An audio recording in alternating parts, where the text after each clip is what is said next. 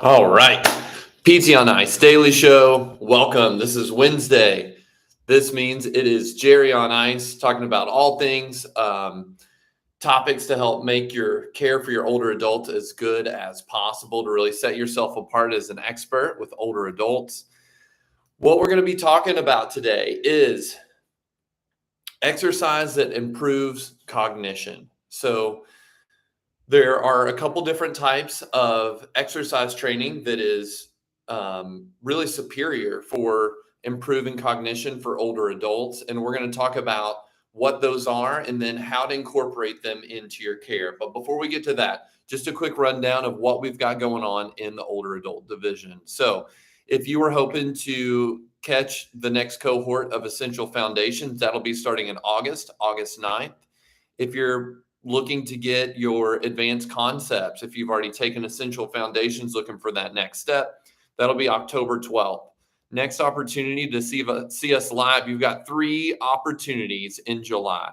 We're going to be in Connecticut, Georgia, and Idaho this month. So if you have been itching to see us on the road, get to do some of these fun labs and things that you've probably seen on social media, book your seat, come see us. We're going to be all over the place as we do 2023. So, all right, team. So many of our older adults are worried about their cognition. They may already be experiencing cognitive changes. Maybe they've got just mild cognitive impairment. They don't have an official diagnosis. Maybe they've got early stages of cognitive change all the way to advanced dementia. It's not uncommon for us to be treating community dwelling older adults or older adults in an institutional setting that have experienced some cognitive changes.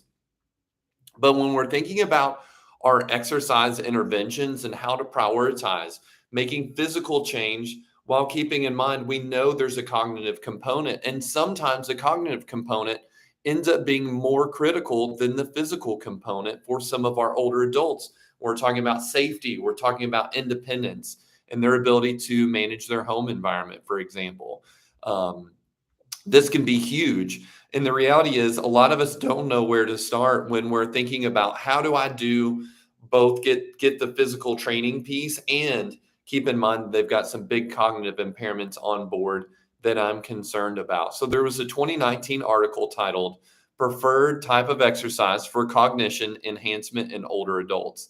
And it did just this. It broke down what types of exercise we should be focused on. So once you get through this article, and I'll share it in the caption as well if you want to look it up yourself. But there were 2 types of exercise that we're going to cover. And then the third thing we're going to do is just talk about the practicality of how to get those cognitive changes for our older adults in our sessions. So the first type of training that was most beneficial for driving cognitive enhancement was a category called physical training. And with physical training, if you're familiar with CrossFit or not, I'm going to describe a workout to you that would be very squarely in this component of physical training. So Murph, very common Memorial Day workout done to honor a fallen soldier. And the workout is 1 mile run. We've got 100 push-ups. 100 pull-ups, 200 push-ups, 300 air squats, then a mile run with a weighted vest. So that would very much squarely fit into the grunt workout. You're grinding. It's a long workout with high metabolic demand. So the first category was physical training that was intense. High intensity physical training was the number one thing that they found was beneficial for enhancing cognition for older adults. So many of our patients are not going to be doing Murph. So the question is, what's this look like clinically? So any workout that's using compound functional movements and you're moving at high intensity, where you've controlled the work-rest ratio, you've controlled the number of repetitions or the volume, and you've controlled the pace, you can modulate to get up to high intensity.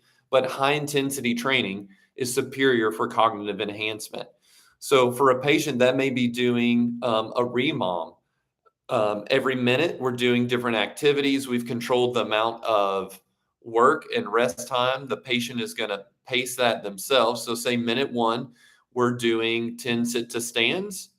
Then the next minute, we're going to do carries over and back across a room with a weight that's challenging. So there's maybe 10, 15 seconds of rest. And on the third minute, maybe we're going to be doing some supported jumping. So grunt work type movements. There's not a whole lot of thought involved.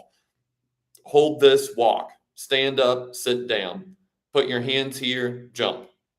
Very simple, basic activities, but their nature of them being compound functional movements where we've controlled rest, we're going to drive intensity and we're going to drive metabolic adaptation, which was key for enhancing cognitive benefits in training.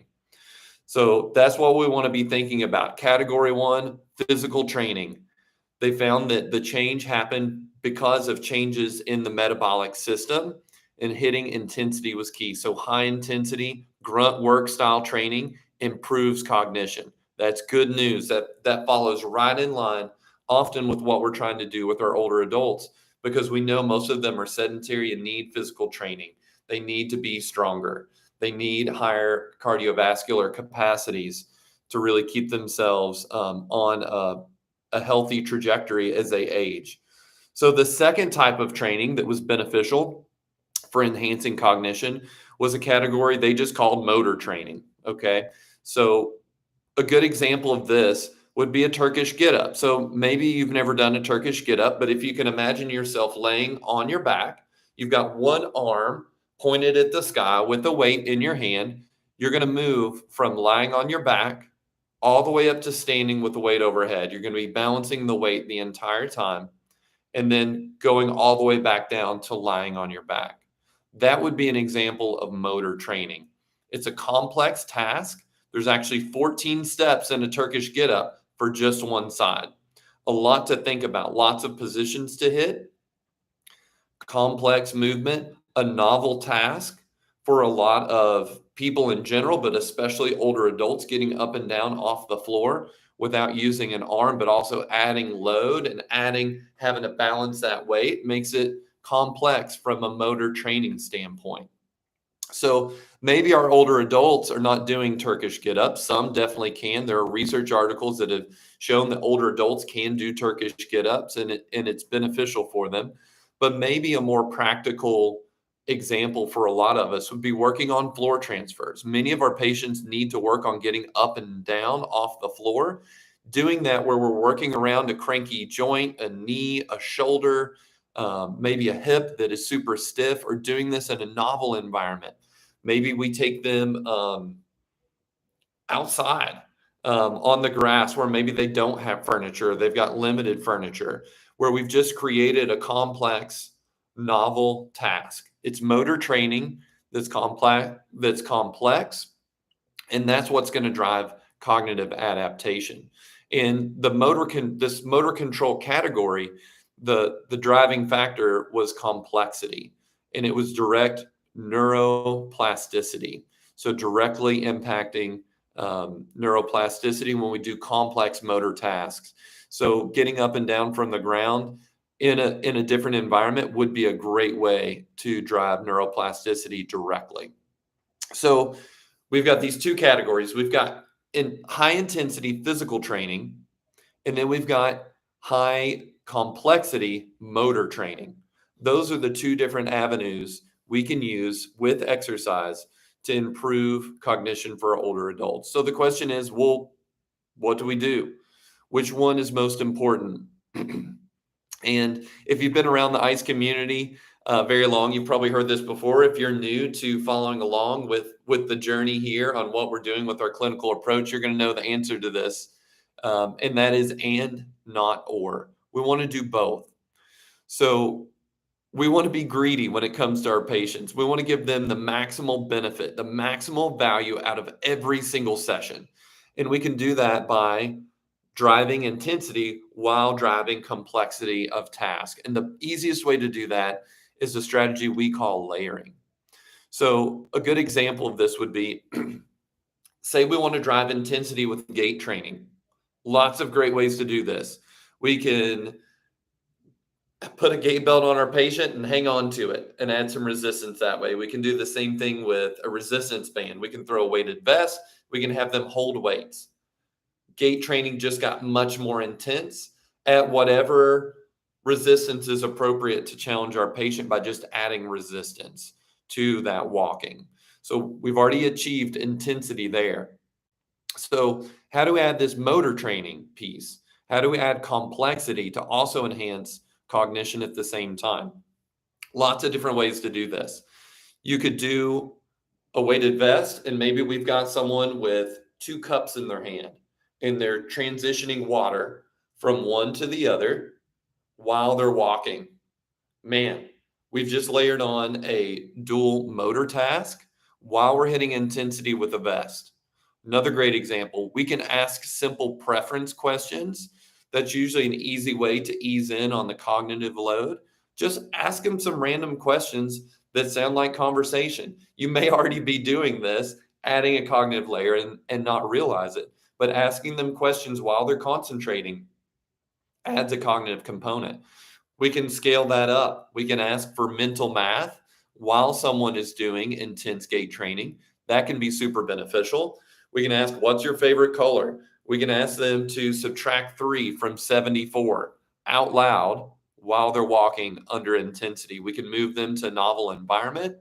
There are lots of different ways we can add that in, but you want to control the 2 things you've got to do to put these things together.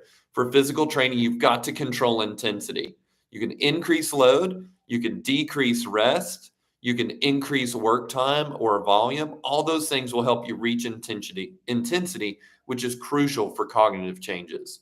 The second piece is adding a dual motor task, like we talked about the water back and forth.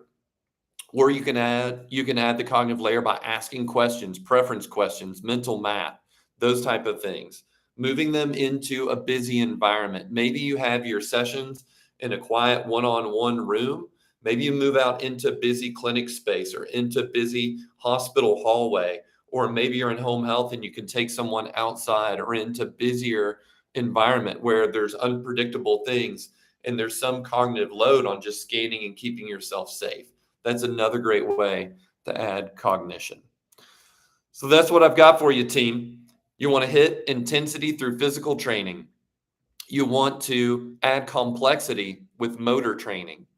And then the third thing is you want to add layers. You want to layer up your intensity and cognitive difficulty as much as possible to get the most bang for your buck, especially when there are cognitive deficits on board. If anyone's got any cool strategies, layering tips, tricks, things they've done that they found fun and beneficial, or you've just got questions or comments, drop them. I'd love to see those and interact with you. I hope that was helpful for someone out there. Have a great rest of your Wednesday, team. See you later.